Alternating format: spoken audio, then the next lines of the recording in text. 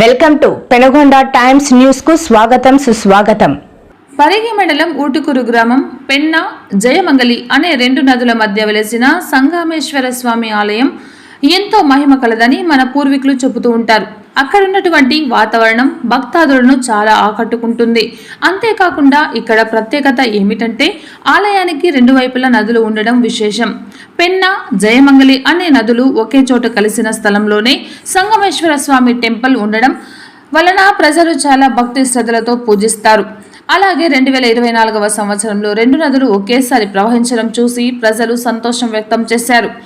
సంగమేశ్వర స్వామి temple 700 సంవత్సరాల క్రితం గురునంజప్ప అనే వ్యక్తి వ్యాపార నిమిత్తం కోసం ఇక్కడికి వచ్చినప్పుడు స్వామివారు అతనికి స్వామి రూపంలో కనబడి నేను సంగమేశ్వర స్వామినని గురునంజప్పకు తెలిపారట. అప్పటి నుంచి ఇప్పటి వరకు గురునంజప్ప ఫ్యామిలీ స్వామి వారిని ఇప్పటికీ కొలుస్తూనే ఉన్నారు. సంగమేశ్వర స్వామి వారికి శివరాత్రి కార్తీక మాసం రోజు పూజలు చేసుకొని వెళ్ళిన తర్వాతే వేరే వారికి దర్శనమిస్తారట. సంగమేశ్వర స్వామి మహిమలు గల దేవుడని అందరూ భావిస్తారు. కోరిన కోరికలు తీర్చే దేవుడు శివయ్యని భక్తి శ్రద్ధలతో పూజించాలే గాని ఆయన ఎలాంటి కోరికలైనా తీరుస్తాడు. ఇక్కడ శివుడు శివలింగ రూపంలో దర్శనమిస్తారు.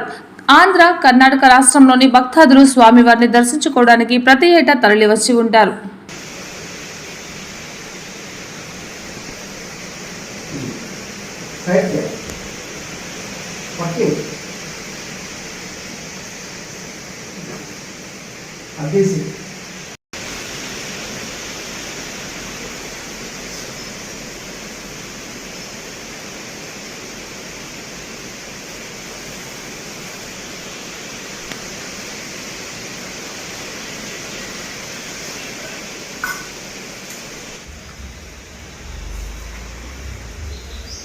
సంగమేశ్వర స్వామి టెంపుల్ ఇక్కడ దగ్గర 700 సంవత్సరాల క్రితం శ్రీ గురునంజప్ప అనేవాళ్ళు వ్యాపార నిమిత్తం మిరపకాయల వ్యాపార నిమిత్తం పోయేవాళ్ళు. వాళ్ళు ఇక్కడ ఒక చింత చెట్టు ఉండేది.